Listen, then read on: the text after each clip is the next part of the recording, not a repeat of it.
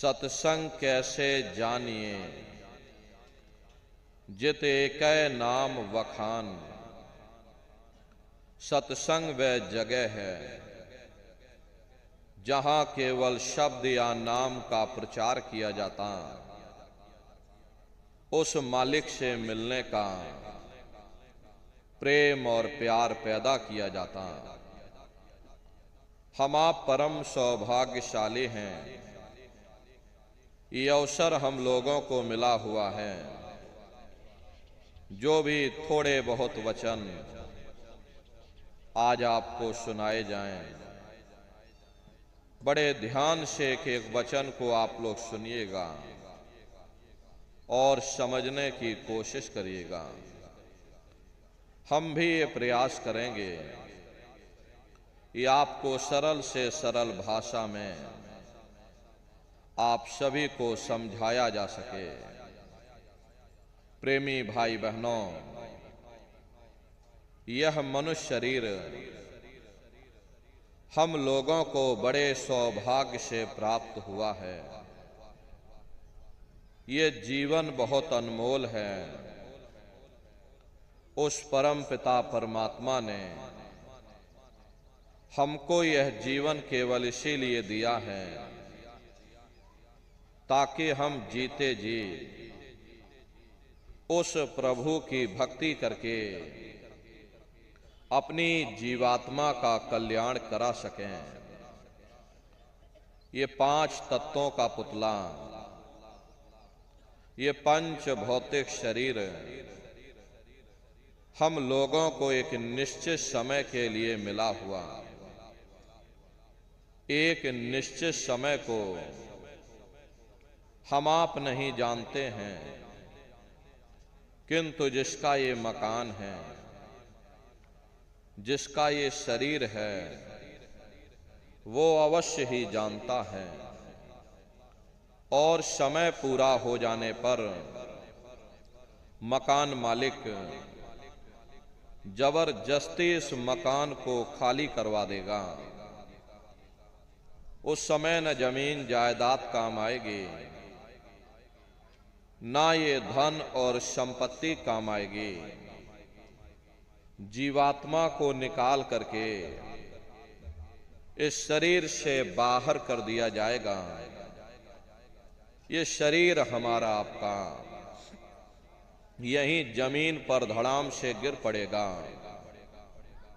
क्योंकि जीवात्मा के निकल जाने के बाद में ये शरीर सिर्फ एक माटी का पुतला है, उससे ज्यादा कुछ भी नहीं। आप इस मिट्टी के पुतले को ले जाकर शमशान भूमि पर जला करके राख कर दोगे। हमारा आपका नाम, हमारी आपकी जात और बिरादरी उसी शमशान भूमि पर जल करके राख हो जाएगी। प्रेमी भाई बहनों, इस दुनिया में हित मित भाई बंधु रिश्ते नातेदार कुटुंब परिवार वाले, इनमें से कोई भी चीज तुम्हारी जीवात्मा को इस अधोगति से बचा नहीं सकती। हम कौन हैं, हम कहां से आए हैं, हमें जाना कहां है, ये मानव मात्र के लिए एक कठिन प्रश्न बना हुआ है। इस प्रश्न का हल तब तक नहीं होगा जब तक इस धराधाम पर कोई संत महात्मा फकीर न मिल जाएं। इसीलिए वह मालिक अति दया और कृपा करके संतों महात्माओं को धरती पर भेजते हैं, और संत महात्मा फकीर यहां पर आकर के हम जीवों को समझाने की कोशिश करते कि भाई हम आए वही देश से जहां तुम्हारो धाम, तुम सबको घर पहुंचावना, एक हमारो काम। हम उसी देश से आए हैं जिस देश के तुम रहने वाले हो, परंतु तुम अपने सच्चे देश को छोड़ करके इस झूठे काल और माया के देश में फंस गए। यह देश तुम्हारा देश नहीं, तुम्हारा देश सचखंड है। ये कौम तुम्हारी कौम नहीं, तुम्हारी कौम सतनाम है। और ये जीवात्मा उस सतनाम रूपी समुद्र की बूंद है। इस बूंद को समुद्र से मिलाओ, यानी जीवात्मा को उस परमात्मा से मिलाओ। वो परमात्मा है, वो आपको मिलेगा, जीते जी मिलेगा, इसी मनुष्य शरीर में मिलेगा। इसी मनुष्य शरीर के अंदर जा करके परमात्मा से मिलने का वह एकमात्र दरवाजा है। उस दरवाजे का भेद केवल संतों महात्माओं को ही प्राप्त है। ये दुनिया के लोग, दुनिया की आवाम जनमानस दुनिया के ज्ञान को पढ़ करके अहंकार में डूबे रहते हैं कि हमसे बड़ा कोई ज्ञानी यहां नहीं है। लेकिन उनको ये नहीं मालूम, जहां ये दुनिया का ज्ञान समाप्त होता है, उसी के सिर की चोटी से ये आध्यात्मवाद, आत्मा और परमात्मा का ये गूढ़ ज्ञान, रहस्य विज्ञान प्रारंभ होता। उस विज्ञान को पाने के लिए सबसे पहले यह जरूरी है कि पहले आप लोग मानवतावादी बनो। मानव धर्म और मानव कर्म को अपनाओ। अरे मानव धर्म क्या है?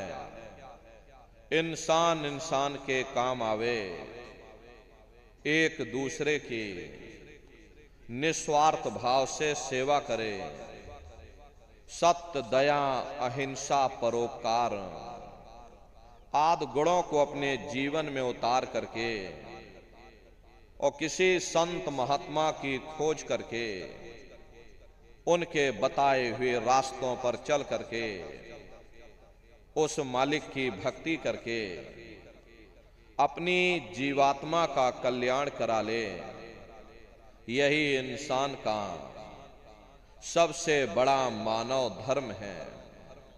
लेकिन आज इस कलिकाल में ये दुनिया की आवाम जनमानस इंद्रियों के भोग और वासनाओं में, शराबों और कबाबों में, मांस और मदिरा में सुख ढूंढने की कोशिश कर रही। ये चरित्र पतन जैसे कार्यों को अपना करके ये अवाम जनमानस कैसे सुखी हो सकती? पहले अपने चरित्र जैसे धन को इकट्ठा करो, क्योंकि चरित्र ही सब कुछ है। चरित्र ही मानव धर्म की पूंजी है। ये दुनिया भर के रगड़े और झगड़े, पिता पुत्र में लड़ाई, आदमी औरत में लड़ाई, घर परिवार में लड़ाई, समाज में लड़ाई, जातियों में लड़ाई, मुल्क में लड़ाई। हरे न नारियों, ये इंसानों का काम नहीं है, ये हैवानों का काम है। इसलिए पहले आप इंसान बनो, चरित्रवान बनो, महात्माओं के समीप आओ। वे जो दया का प्रसाद दें, उसे खुशी खुशी लेकर के अपने निज घर को जाओ, जहां न फिर जन्मना है और ना ही फिर मरना है।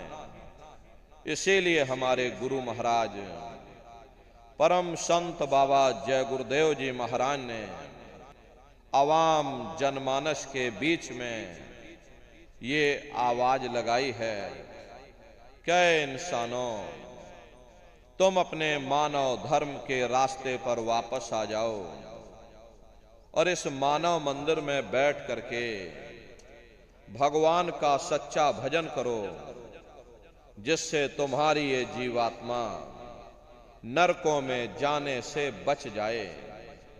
अरे हम माने ना माने, लेकिन संत महात्मा त्रिकालदर्शी होते हैं, वे सब कुछ जानते हैं। अगर हम उनके वचनों को मान जाएंगे तो हम लोग बच जाएंगे, नहीं तो खाई और खंदक में जा करके गिर जाएंगे। इसीलिए अभी वक्त है उस मालिक से सच्ची प्रार्थना करने का, भगवान के सामने अपने गुनाहों की माफी मांगने का। धर्म मजहब के नाम पर लड़ने झगड़ने का नहीं, जात बिरादरी के नाम पर लड़ने झगड़ने का नहीं।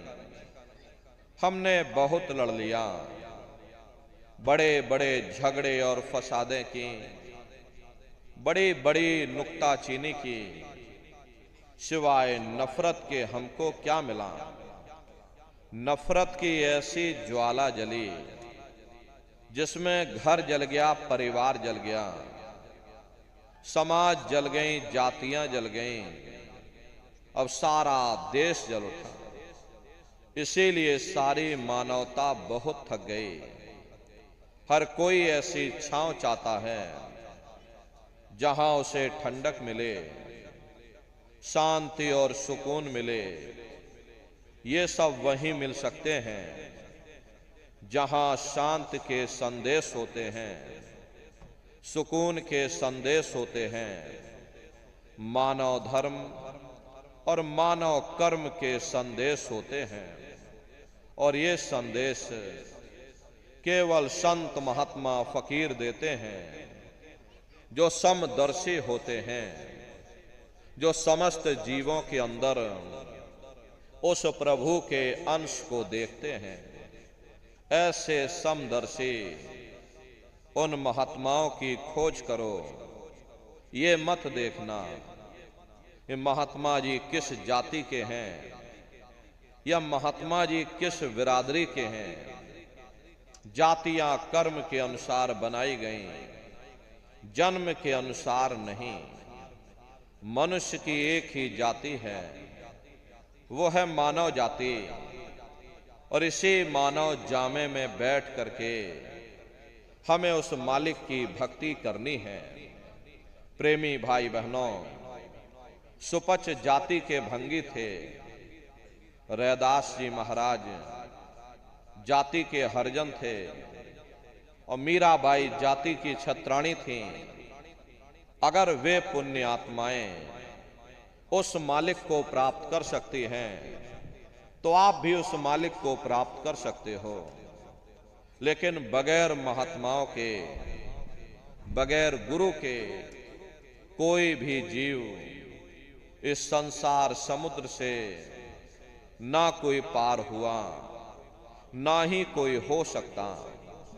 ये समुद्र ऐसा है जिसके न इस किनारे का पता, न उस किनारे का पता, कोई नहीं जान सकता है। ये दुनिया कब बनी, कितनी बार प्रलय और महाप्रलय हो गए, लेकिन इतना जरूर मालूम है, जिस दिन से दुनिया बनी है हम लोग यहीं पर भटका खा रहे। अगर इधर से हवा चली, नैया हमारी उधर चली गई और कहीं उधर से हवा चल गई, हमारी नैया डगमगाते हुए इधर चली गई। न जाने कितने युग और कल्प बीत गए, कितना समय बीत गया, लेकिन हमारे ये जीवन की नैया आज तक इस भवसागर से किनारे नहीं लगी। इसलिए न नारियों, सौभाग्य से वक्त का इतना बड़ा वरदान आपको मिला। ये मानव तन आपको मिल गया। न जाने किस महात्मा की दया हो गई, न जाने कौन से जन्म जन्मांतरों के शुभ पुण्य कर्म उदय हो गए, जो आपको ये मनुष्य शरीर मिल गया। अरे अब की बार ये मौका मिल गया है, मिली नरदे यह तुमको, और बनाओ काज कुछ अपना। पचो मत या इस जग में, जानियो रैन का सपना। प्रेमी भाई बहनों, जैसे रात में हम लोग स्वप्न देखते हैं, हालांकि उस समय पर हमें स्वप्न सच मालूम पड़ता है, असली प्रतीत मालूम होता है। लेकिन जब हम लोग सुबह उठते हैं, जब हमारी आंखें खुलती हैं, तब हमें होश आता है कि नहीं भाई, हम तो स्वप्न देख रहे थे, ये सब भ्रम है। ठीक उसी प्रकार से ये दुनिया भी 10-20-100 साल का स्वप्न है। अब आप कहोगे हम जाग रहे हैं, परंतु प्रेमी भाई बहनों, ऐसा हरगिज नहीं है। जिस दिन मौत का वक्त आएगा, हम लोग रोएंगे, हाय हाय करके चिल्लाएंगे कि हाय, हमने सारी जिंदगी यूं ही स्वप्न में गुजार दी। अरे जागने का समय तो अभी आया था, जो कुछ करना था अभी करना था। लेकिन प्रेमी भाई बहनों, अब पछताए होत क्या, जब चिड़िया चुग गई खेत। महात्मा प्रेम से जीवों को समझाते हैं कि भाई देह और ग्रह सब झूठा, भरम में काहे को खपना। ये घर बार हमारा अपना नहीं, अरे पराया देश है। ये शराय खाना है, ये मुसाफिर खाना है। ये शरीर भी तुम्हारा अपना नहीं है, ये भी काल का पिंजरा है, किराए का मकान है, पराया मकान है। किसी को 40-50 साल के लिए मिला, किसी को 80-90-100 साल के लिए मिल गया। जितने जितने श्वास उस मालिक ने बख्शे हैं, उसे भुगतने के बाद में हमें शरीर को यहीं छोड़ जाना। श्वास दुधारा नित ही जारी, एक दिन खाली चाम। प्रेमी भाई बहनों, एक तालाब पानी से चाहे कितना भी क्यों ना भरा हो, आप एक छोटी सी नाली काट कर खोल दीजिए, तालाब में छोटा सा छेद कर दीजिए, तो सारा पानी ही तालाब से बाहर निकल जाएगा। ठीक उसी प्रकार से तुम्हारा ये शरीर भी श्वासों का भंडार है, और जब तक श्वासों का भंडार जारी है, हम दुनिया के काम काज में फंसे हुए हैं, दुनिया के कारोबार में हम आप उलझे हुए हैं। लेकिन जिस वक्त ये श्वासों का भंडार खाली होगा, अरे टेलीफोन खड़क जाएंगे, तार पहुंच जाएंगे, संदेश पहुंच जाएंगे, सब रिश्ते नातेदार, सब कुटुंब परिवार वाले, सब अड़ोस पड़ोस वाले मिनटों सेकंडों में इकट्ठा हो जाएंगे। प्रेमी भाई बहनों, जिस शरीर से तुम इतना प्रेम किया करते थे, साबुन से मल मल करके नहाते थे, उसे कोई एक रात भी घर में रखने को तैयार नहीं होता। कंधों पर लटका करके शमशान भूमि पर छोड़ करके आ जाते। हिंदू लोग तिनका तोड़ाते हैं, जैसे तिनका टूट गया, तेरा मेरा रिश्ता नाता टूट गया। मुसलमान ईसाई लोग खाक की मिट्टी कब्र में डाल देते, जो मेरे लिए खाक की मिट्टी है वह मेरे लिए तू है। हरे मामूली कष्ट नहीं होता, मौत के समय में घन घोर पीड़ा होती है। जन्मत मरत दुसह दुख हुई, सहजो बाई ने बयान किया है। इस सहजो मौती आईया, अंगे अंग दिया तोड़, हिया जरे छाती फटे, उठे पीर घन घोर। गुरु महाराज सत्संग में फरमाते थे कि जैसे 1,00,000 बिच्छू एक साथ मिल करके हमारे शरीर पर डंक मारें, उससे भी लाखों करोड़ों गुना ज्यादा मौत के समय में दर्द होता है।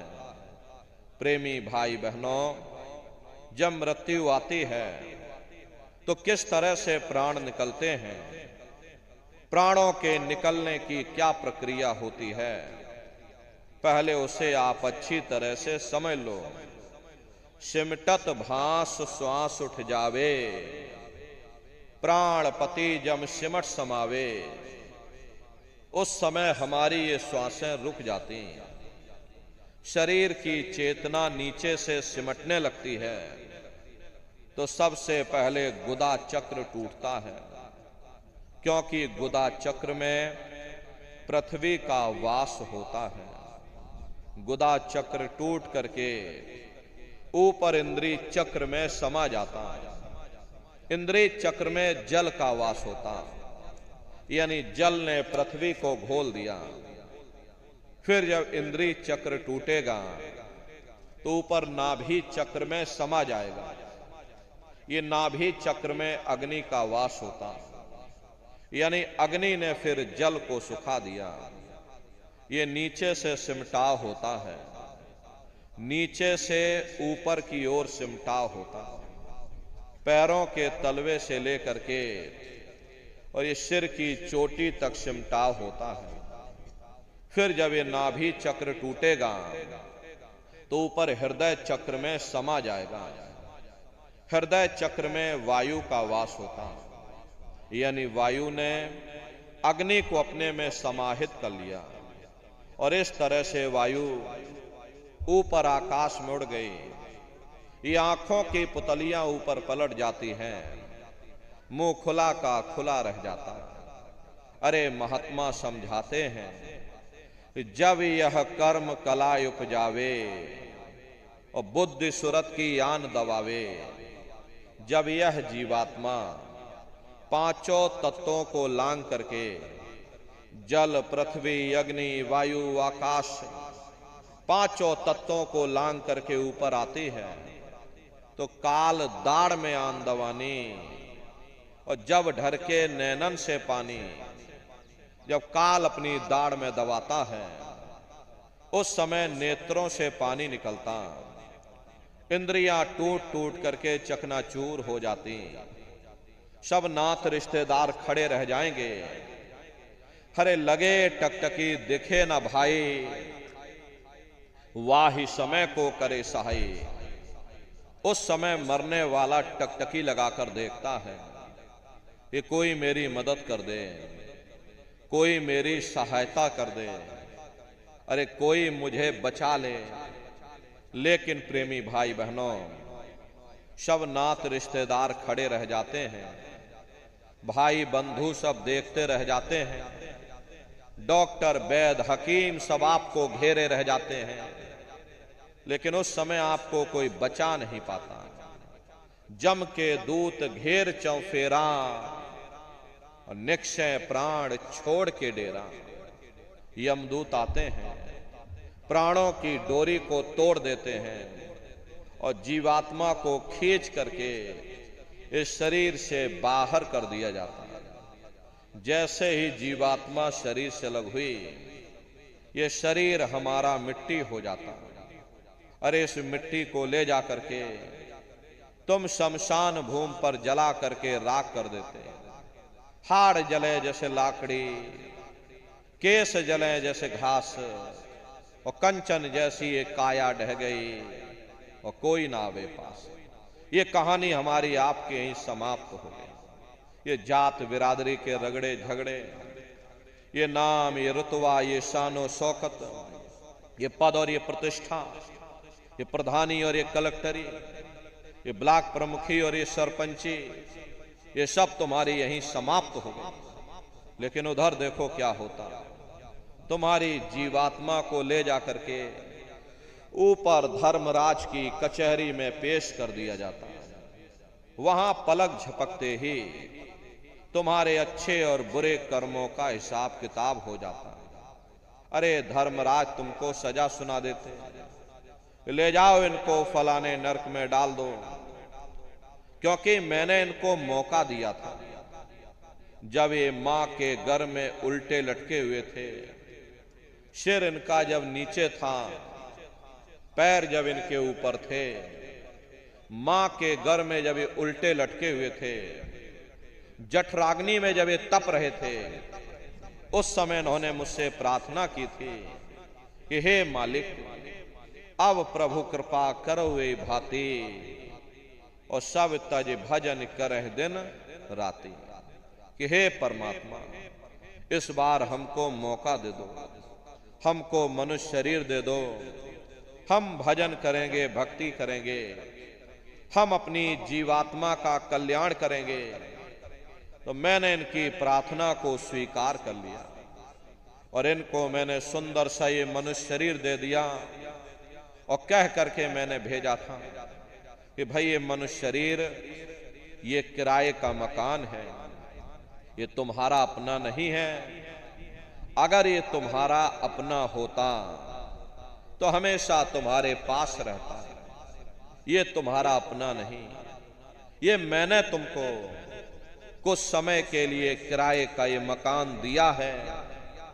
हाँ, तुम अपनी जीवात्मा को मेरे किराए के मकान में बैठा करके, मालिक की भक्ति करके, समय रहते अपनी जीवात्मा को जगा लेना, अपनी जीवात्मा का कल्याण करा लेना। मैंने कुछ समय के लिए तुम सबको ये किराए का मकान दिया है, और जब समय पूरा होगा तो मैं अपने सिपाहियों को ऊपर से भेजूंगा और उस समय पर तुम मेरे किराए के मकान को खाली कर देना। लेकिन इतना ध्यान रखना, जैसा साफ सुथरा मैंने तुमको ये किराए का मकान दिया है, वैसा ही साफ सुथरा तुम मुझको वापस लौटाना। लेकिन इस किराए के मकान में बैठ करके इन्होंने बुरे खोटे पाप कर्म कर डाले।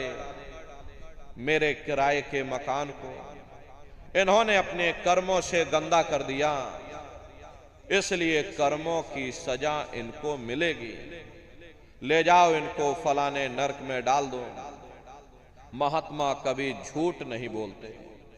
महात्माओं ने जब साधना किया, साधना करके जब ऊपर गए, जो कुछ उन्होंने ऊपर जा करके अपनी दिव्य दृष्टि से उन नरकों का हाल देखा, तो हमारी आपकी जानकारी के लिए उन्होंने धर्म ग्रंथों में लिख दिया, लोह के खंभ तपत के माही, जहां जीव को ले चिपटाएं, वहां बड़े बड़े लोहे के खंभे अग्नि से धधक धधक कर लाल हो रहे। ऐसे खोटे जीवों को उन्हीं तपते हुए खंभों के ऊपर लिटा दिया जाता है। जीव हाय हाय करके चिल्लाता है, तड़फ तड़फ जीव जुलम बुखारी, और तपत खंभ दुखी उपजे भारी। असहनीय वेदना होती है, असहनीय दुख और दर्द होता है। जीव वहां रोता और चिल्लाता रहता है। लाखों लाख जोजन मील तक तुम्हारे रोने, चीखने, चिल्लाने की आवाज उन नरकों से होकर के गूंजती है। लेकिन प्रेमी भाई बहनों, वहां कोई तुम्हारी पुकार सुनने वाला नहीं, कोई तुम्हारी दर्द भरी आवाज को सुनने वाला नहीं। ये दुर्दशा क्यों हो गई? क्योंकि हम लोग मनमुखी हो गए, मन के कहे पर चलने लग गए। मन के कहे पर चल करके बुरे खोटे पाप कर्म करने लग गए। कर्मों का ये जखीरा अंबार के अंबार हमने अपने सिर पर लाद लिए।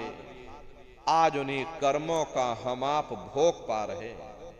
अरे महात्मा कहते हैं, नर के अनेक अन्य और हैं, कहाँ लगे कहूं बखान।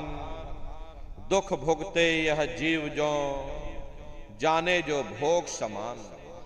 कहते भाई एक नरक नहीं, ऐसे वहां पर अनेकों अनेक नरक बने हुए हैं। गरुड़ पुराण में 36 प्रकार के नरकों का वर्णन किया गया।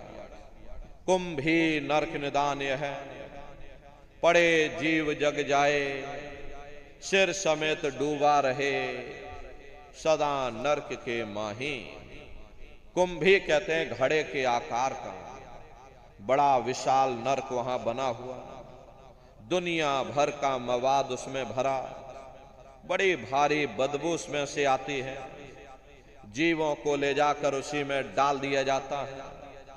कुंभी नरक कल्प लो वासा, और मुख में नरक नाक में श्वासा।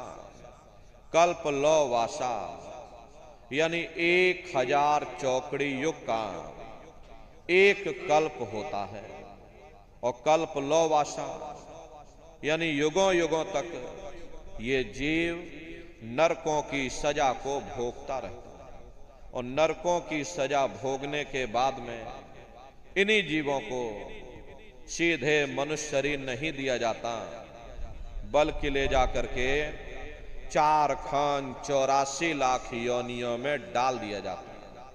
जैसे बच्चा होता है, बच्चा पहले कक्षा 1 पास करेगा, फिर कक्षा 2 में जाएगा।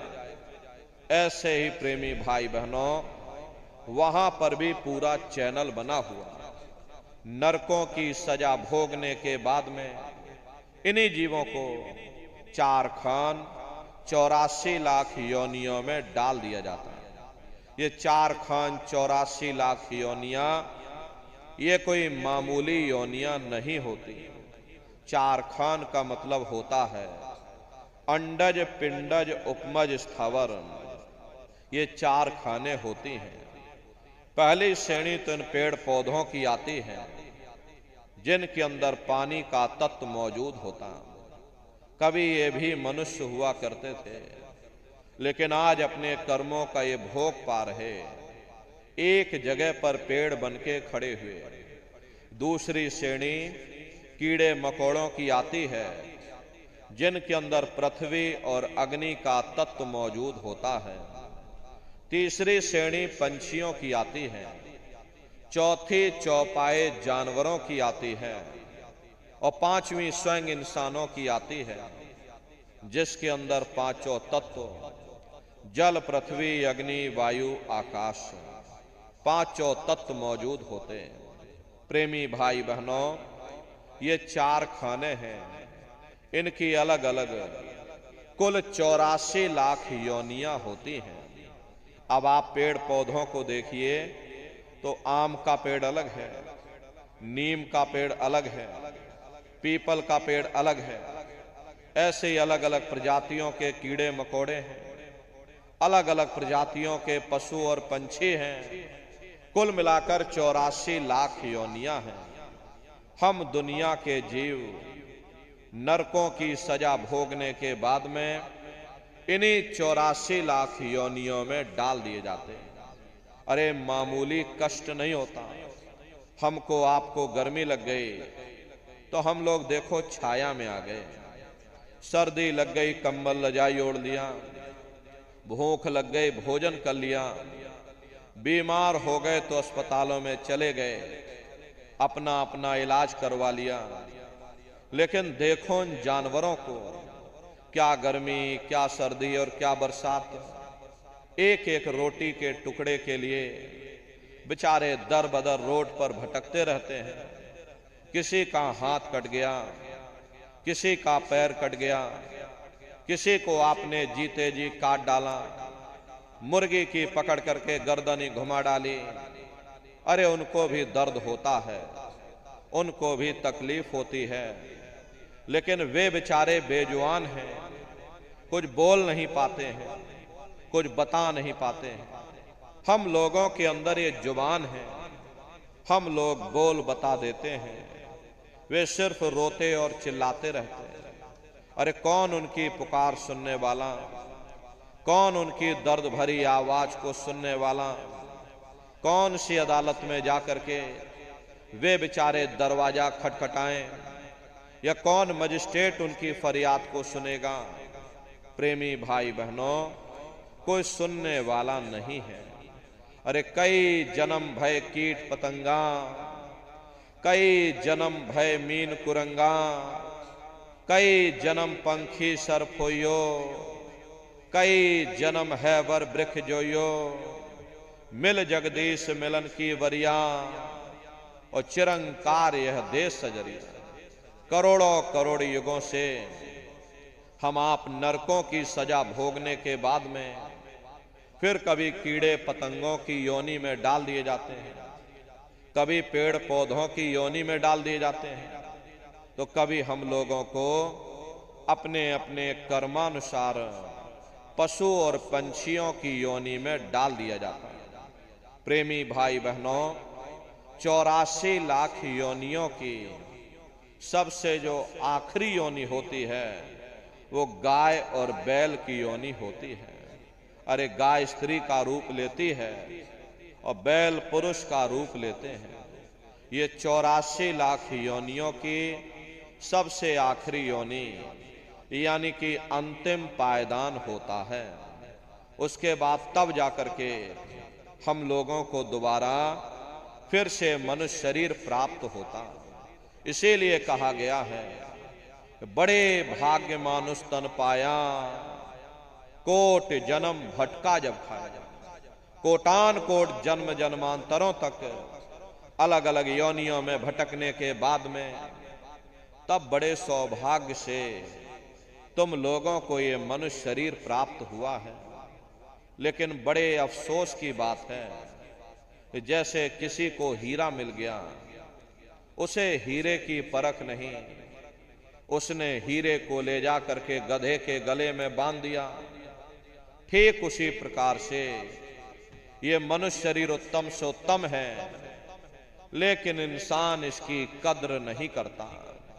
खाने पीने ऐशो इशरत में अपने कीमती समय को और श्वासों की पूंजी को बर्बाद कर देता। रात गवायो सोए के, दिवस गवायो खाए, हीरा जन्म अमोल था, कौड़ी बदले जाए। भगवान राम ने कहा, बड़े भाग्य मानुष तन पाया, सुर दुर्लभ सदग्रंथ ही गाया। सुर कहते हैं देवताओं को। बड़े से बड़े देवी और देवता भी इस मनुष्य शरीर को पाने के लिए तरसते हैं, क्योंकि इसी मनुष्य रूपी मंदिर में बैठ करके हम आप उस परमात्मा की भक्ति कर सकते हैं। इसीलिए संतों महात्माओं ने इस पंच भौतिक शरीर को सच्चा हरि मंदिर कहकर याद किया कि हरि मंदिर यह शरीर है, ज्ञान रतन प्रकट हुए, ये असली हरि मंदिर है। जब भी वो परमात्मा मिलेगा, इसी हरि मंदिर के अंदर मिलेगा।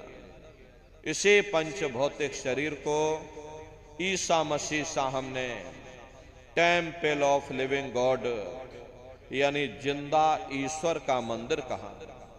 इसी पंच भौतिक शरीर को गुरु नानक साहब ने नर नारायणी देह कहकर याद किया। ये वो देह है जिसमें नारायण स्वयं विराजमान है। अरे वो नारायण जब भी मिलेंगे तुम्हें तुम्हारे अंदर मिलेंगे। यही कबीर साहब ने कहा है, जौ तिल माही तेल है, जौ चकमक में आग, और तेरा साईं तुझ में, और जाग सके तो जाग। जैसे तिल में तेल होता है, पत्थर में अग्नि होती है, ठीक उसी तरह से वो मालिक हरेक के घट घट में, हरेक के वजूद के अंदर बैठा हुआ।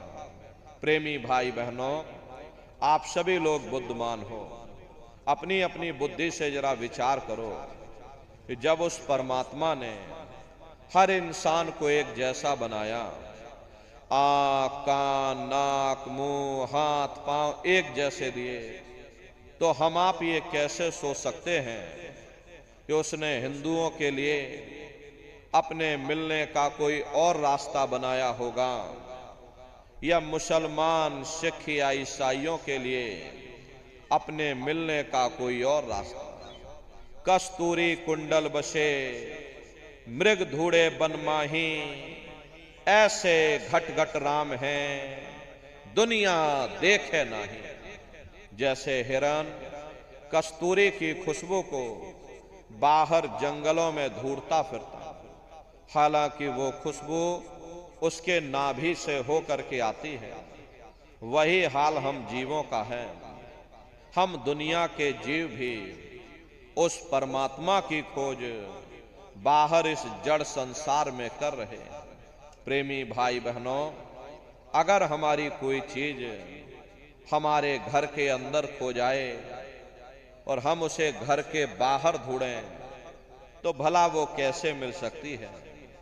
महात्मा यही समझाते हैं कि भाई मोकू कहां ढूंढे रे बंदे, अरे मैं तो तेरे पास में, ना तीरथ में ना मूरत में, मैं तो हूं विश्वास में।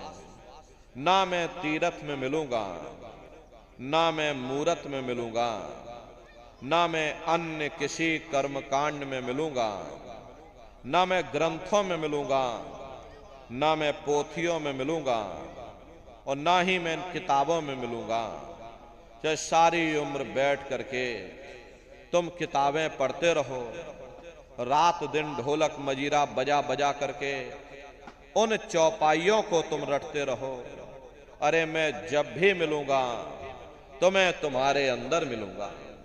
प्रेमी भाई बहनों, बड़ी सीधी सी बात है कि अगर खाना बनाने की किताब सारी उम्र बैठ करके तुम पढ़ते ही रहोगे कि भाई खाना ऐसे बनता है, खाना वैसे बनता है, खाने में नमक डाला जाता है, खाने में तेल डाला जाता है, फिर खाने में हल्दी डाली जाती है, फिर उसमें जीरा डाल दिया जाता है, तो कभी तुम्हारा पेट नहीं भर सकता।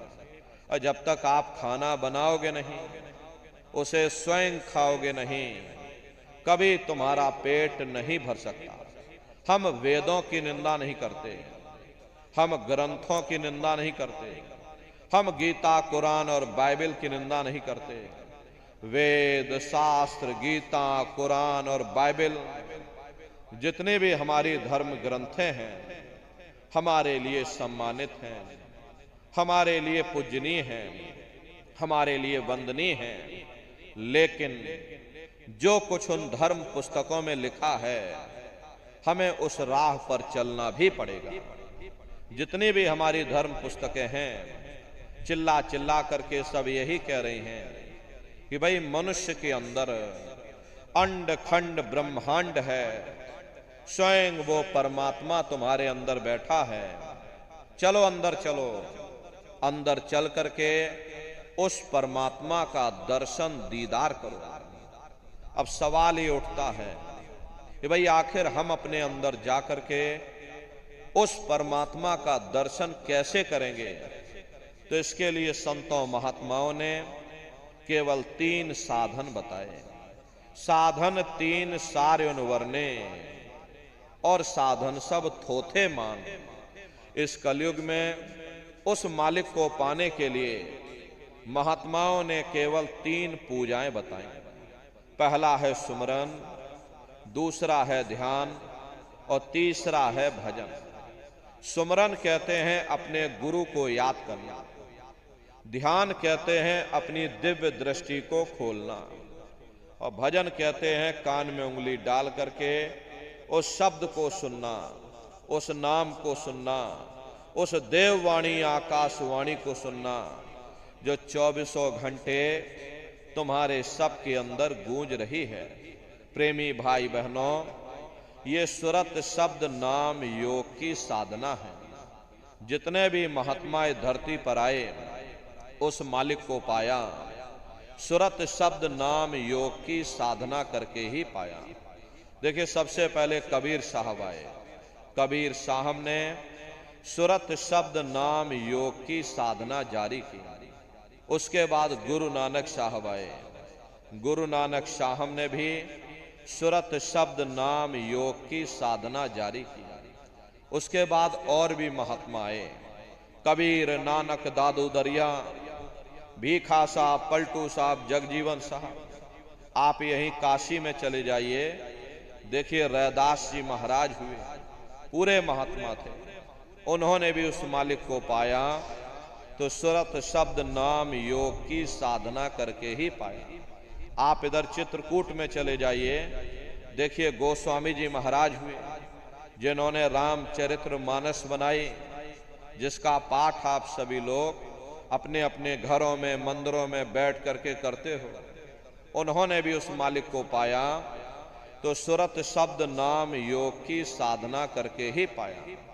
आप इधर राजस्थान में चले जाओ, देखो मीराबाई हुई, सहजोबाई हुई।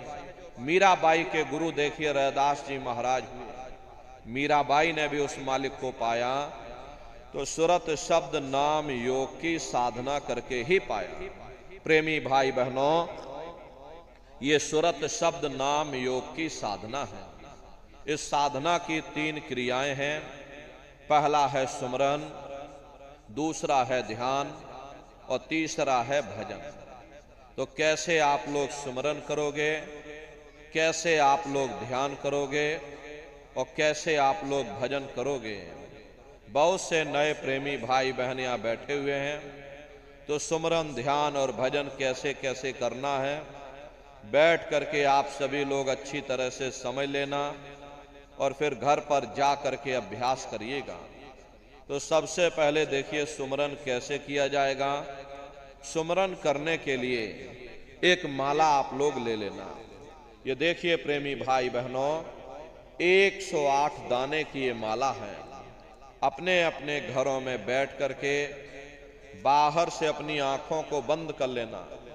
दोनों आंखों के मध्य भाग में अपने ध्यान को रोक करके और दाने दाने पर जय गुरुदेव नाम का उच्चारण करिएगा। हर दाने पर जय गुरुदेव नाम, हर दाने पर जय गुरुदेव नाम, जय गुरुदेव, जय गुरुदेव, जय गुरुदेव, जय गुरुदेव, कुल 108 बार करिएगा। दोबारा इसी जगह फिर वापस आ जाओगे। जब आप जय गुरुदेव नाम का जाप करोगे तो दोनों आंखों के मध्य भाग में अपने ध्यान को रोक करके और दाने दाने पर जय गुरुदेव नाम का जाप करिएगा। जिसको आप याद कर रहे हो, एक समय ऐसा आएगा वो अंतर में तुम्हारे सामने प्रकट हो जाएगा। उसके स्वरूप को देख लेना, फिर उसी के स्वरूप को याद करके जय गुरुदेव नाम का जाप सभी नए प्रेमी भाई बहन करिएगा। दूसरी बार फिर यहीं से जय गुरुदेव नाम का जाप, तीसरी बार फिर यहीं से जय गुरुदेव नाम का जाप। इस तरह से कुल 8 बार जय गुरुदेव नाम का जाप सभी नए प्रेमी भाई बहन करिएगा। और 8 बार करने के बाद में ये माला आप रख देना। प्रेमी भाई बहनों, ये जय गुरुदेव नाम किसी साधारण इंसान का नाम नहीं है, ये स्वयं उस अनामी महाप्रभु का नाम है। समय समय पर संत, महात्मा, फकीर अपने अपने समय पर आकर के अपनी साधना के द्वारा उस मालिक के नाम को जगाते हैं, उस मालिक के नाम को सिद्ध करते हैं। जैसे कबीर साहब आए, कबीर साहब ने साहिब नाम सिद्ध किया। गुरु नानक साहब आए, गुरु नानक साहब ने वाहे गुरु नाम सिद्ध किया। गोस्वामी जी महाराज आए, गोस्वामी जी महाराज ने राम नाम सिद्ध किया। मीराबाई आई, मीराबाई ने गिरधर नाम सिद्ध किया। सूरदास जी महाराज आए, सूरदास जी महाराज ने श्याम नाम सिद्ध किया। इसी तरह से हमारे गुरु महाराज जय गुरुदेव नाम सिद्ध करके गए।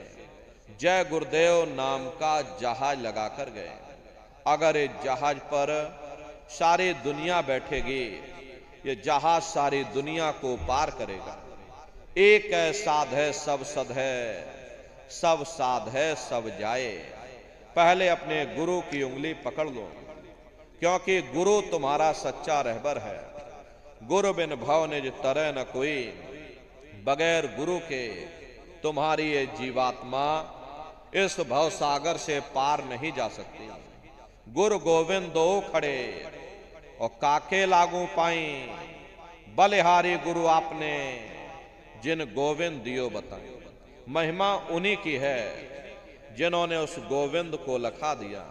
इस संसार में हमारे तीन तरह के गुरु होते हैं। पहले गुरु हमारे माता पिता होते, जो हमें जन्म देते हैं, हमारा पालन पोषण करते हैं, बचपन से हमारे अंदर संस्कार डालते। ये माता पिता हमारे पहले गुरु, पहले भगवान होते हैं। दूसरे गुरु हमारे ये शिक्षक होते हैं, जो हमें स्कूलों में कॉलेजों में हमें जो भौतिक ज्ञान देते हैं, ये हमारे दूसरे गुरु होते हैं। और तीसरे हमारे आध्यात्मिक गुरु होते हैं, जो हमारी जीवात्मा को इस भव सागर से पार ले जाते हैं। इसीलिए कहा गया है, गुरुर ब्रह्मा गुरुर विष्णु गुरुर देवो महेश्वरः गुरुर साक्षात पर ब्रह्मा तस्मै श्री गुरुवे नमः। तीन लोक नौ खंड में गुर से बड़ा न कोई, और करता करे न कर सके।